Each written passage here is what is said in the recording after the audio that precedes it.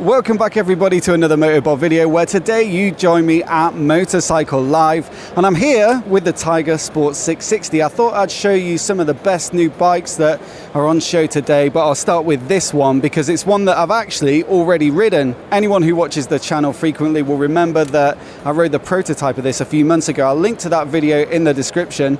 It's heavily based upon the Trident 660, a bike which I owned for a few months this year. But look, this thing's absolutely different. It feels very, very different when you're riding it. I think it's the fairing, the windscreen, the clock housing, and the new riding position that make it feel not only more capable in terms of like covering distance, but also a little bit sportier too. I found myself getting tucked in and pushing that windscreen down and getting low. Really enjoyed myself on it. I can't wait to ride it again. I believe the press launch is in Portugal this week. I won't be going to that because I was lucky enough to ride the prototype, so that was part of the deal. But yeah, I'll definitely try and get hold of one soon. I believe they might be around in January for a bit more of an in-depth review with this one, with the finished article, because not only will it be slightly better finished in some areas, but also my bike was masked up in that camouflage stuff, and this just looks, in this red especially, absolutely stunning. While I'm at the Triumph stand as well, I may as well show you the new Tiger 1200. Now again, there's a full video with all the specs and details on my channel. I'll link to that one as well. Power's up, so it's 9 PS more than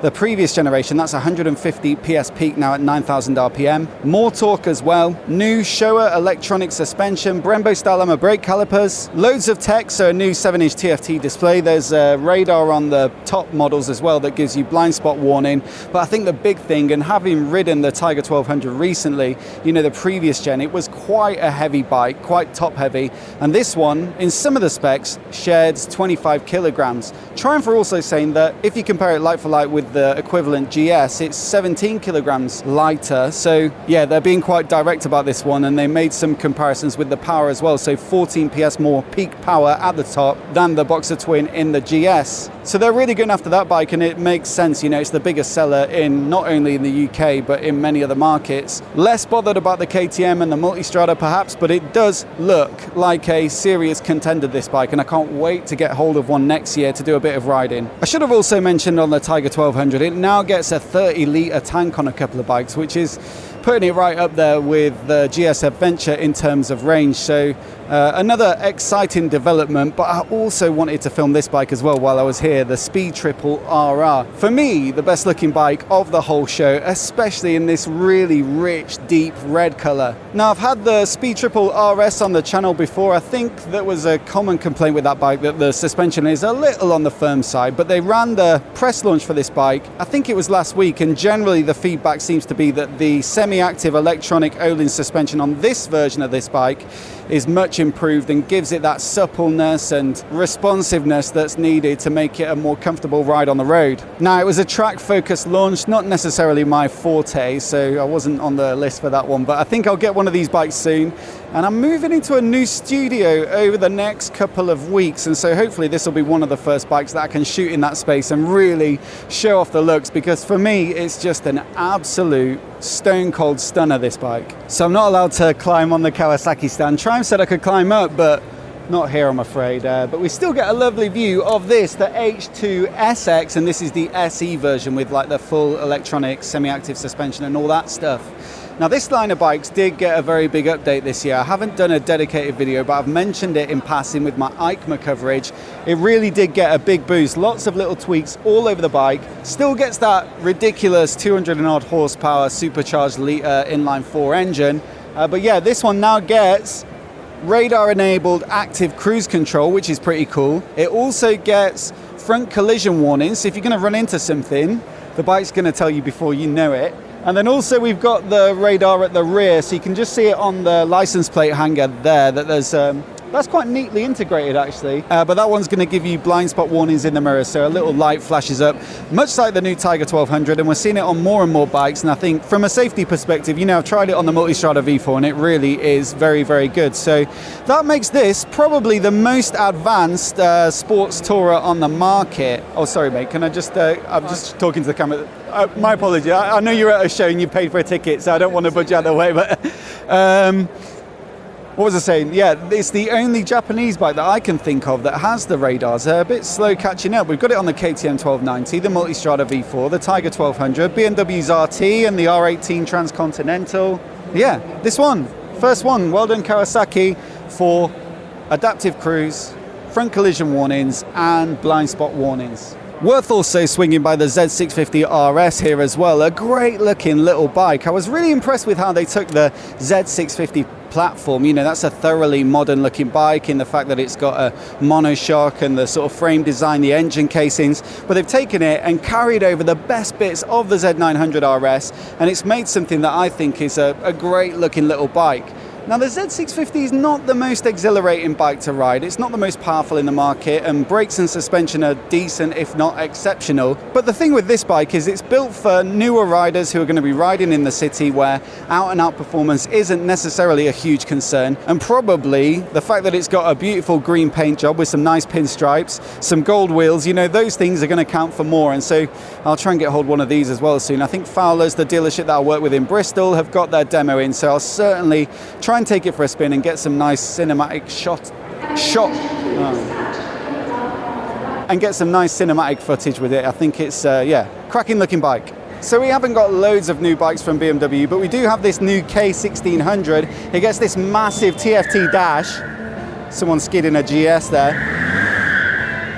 10.25 inch TFT display, which really does, the cockpit on this bike looks incredible, but mainly this midnight paint job. More skids. This midnight paint job is just unreal. It really does pop under these spotlights. It's a very glittery metallic finish, but then you've also got this kind of like cosmic vibe going on, and I think it's a really bold choice of finish for a sort of maybe slightly traditional touring bike. Yeah, it really looks great, so shout out to BMW for this one. All right, so at the Norton stand now, also not allowed to stand up with the bikes here, I'm afraid, so we're limited to being on the floor, but I'll do my best to show you these two newish models. I mean, the V4 SV, it's kind of a reincarnation of their existing V4 Superbike. It does have a new front end. I'm not particularly sold on it myself, but I'd say everywhere else this bike is absolutely stunning. It makes about 185 horsepower, so pretty punchy, but I think realistically this is one of those bikes that, you know, it's going to sell a few units based upon the finish and the design and the sort of exoticness. You'll pay for it, it's quite pricey, but yeah, look at it. I mean, that polished aluminium frame, you've got a CNC swing arm that's also polished up to a mirror finish. Even the top triple clamp there just looks absolutely spectacular, and then the rest of the spec, as you'd expect, is like top notch. So Öhlins fork and shock, Brembo brakes, there's an Öhlins steering damper as well up there, 6-axis IMU with all the lean sensitive rider aids, a TFT dash, carbon bodywork, hand stitch seat. It really is incredible looking bike, and I'll show you now the brand new, announced especially for this show, Cafe Racer version of it. So yeah, this is the V4 CR, CR standing for Cafe Racer, so well done to anyone who figured that out. And yeah, it's basically had the fairing removed, but a lot of the bike is still pretty much the same, and it really is, again, a spectacular looking thing. In fact, personally, I think it kind of benefits from that slightly more hunched over and aggressive look. If you're going to ride on the road, I think looks wise this is the one I'd go for. The headlight, I believe, is actually just from Koso, so you see that on a lot of Cafe Racer sort of custom builds, but they've put their own aluminium shroud around it, which does look rather fancy. And then yeah, polished frame, polished swing arm, loads of carbon, and some very low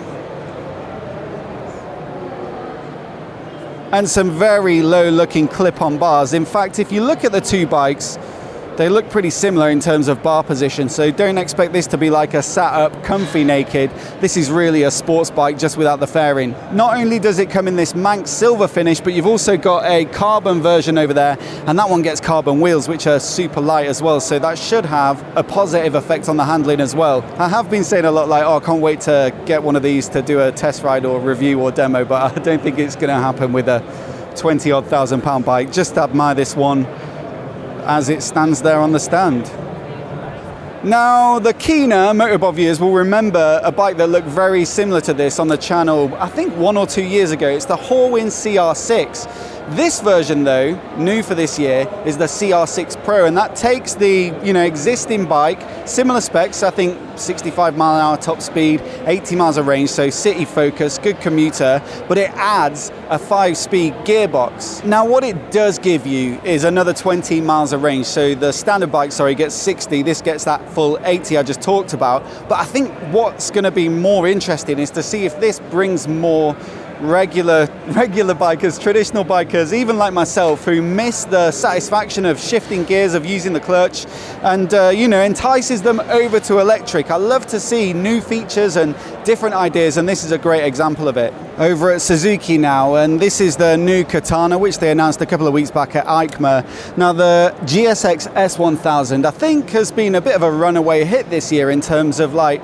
performance and value for money, and also some interesting and quite stylish new looks. The Katana is based upon the same platform, and so for the next model year this bike gets a lot of the updates, so Euro 5 engine, emissions compliance, it gets a bit of a boost in performance, some tweaks to the electronics, it gets a new night mode on that screen as well. It's got a really retro layout. I borrowed one of these once actually as a courtesy bike, and it was proper good fun, so yeah, definitely one to try and review next year. And it's also got some new paint jobs, so this grey with the red wheels, and then I think my pick is this deep blue with gold rims. All right, we're over at the Honda stand. Plenty of nice bikes to look at here as well. A lot of attention on the NT1100, which I covered on the launch a few weeks ago now. But for me, this is the one, the new Fireblade SP in this 30th anniversary spec. I think the big change technically for this bike is the new gearing. So that was a big complaint with the last gen, was that it was a little bit too top-endy and track focused essentially, but now they've changed the gearing. I think they changed the rear sprocket by 3 teeth, and that should give it a bit more zip in the acceleration and real world usability, although it is still a Fireblade after all. This new 30th anniversary paint job though, what a spectacular looking thing. It's got a metallic glisten to it, but also that deep purple and red. Fantastic looking bikes, very popular here today, and you can see absolutely why. Now, Ducati have been launching like a new bike every 2 weeks for the last 5 weeks, and this week they're going to be launching the new Desert X Adventure bike, but some of them haven't made it. We had the Panigale V4 the other day. I was looking forward to seeing that, but not present here on the stand. Maybe they couldn't get one over in time from EICMA or their press launch, which they ran recently. But we do have the MULTISTRADA V4 Pikes Peak, and what an incredible looking machine this is. Now, I was lucky enough to ride the V4S a few months ago, and that bike absolutely blew my mind, but this will be another notch up. It gets its own dedicated paint job, and then you get a 17-inch front, so rode by a 17-inch front there with a slightly sharper handling, I guess. Now, tucked away at the back of the stand, we've actually got the Scrambler Urban MOTARD. This was one of the first bikes they announced this year, and it's one that actually has, taken my fancy. This is my cup of tea, so despite the fact that it's not pride of place, for me, I've been quite looking forward to seeing this one. What I like about it is that it combines some of the best bits of the desert sled, that high bar position, the high front mudguard, that very rally-esque look, but then takes some of the features from the Night Shift, which is a bit more road focused and cafe racery. You've also got the paint job, which looks a little bit like the Hyper Motard as well, and I think it all combines for what looks like the most desirable Scrambler in my book anyway. So good sticky road focused tires, road orientated wheel sizes, but a bit of that off-road attitude. It's the sort of bike you want to chuck around on a country lane. But for me, the most exciting bike of the show, or the most significant one anyway, is this, the new BSA Gold Star. It's reviving a historic British brand with a brand new bike, and it's come as a bit of a surprise almost. I think we knew it was coming, but to see so many versions of it here, and they look pretty much done as well, it's really impressive to see, and quite exciting to see a new brand and new bike all in one. I haven't covered this bike yet on the channel, so here are the specs. It's a single cylinder engine, liquid cooled, 652 cc's, and it makes 45 horsepower-ish and about 55 newton meters of peak torque. So really you're looking at the Royal Enfield Interceptor 650 as the main competitor. It doesn't really mess with the retro formula. You get regular non-adjustable right way up forks, but with these little shrouds here to give it a bit more of an old school look. Twin shocks at the rear. They've got 5 steps of preload adjustments. So if you want to carry a passenger, you know, you can jack it up a bit. Single disc at the front on a 320mm rotor. I think it's a Brembo 2-pot caliper. Then a single disc at the rear, of course. And yeah, dimensions wise, the size and everything is very similar to what you're used to seeing at this type of bike, the Bonneville, the Interceptor. So about 213 kilograms wet, I believe, and 780mm in the seat. So it really is super typical of that retro formula. But a 650 single, I mean, that's a little bit unusual. So maybe it'll give it its own distinctive character. I certainly will be excited about taking one of these for a spin. That's pretty much it from the show today. Let me know what you think of the bikes down in the comments below. And if you're new to the channel, hit subscribe and I'll see you in the next one.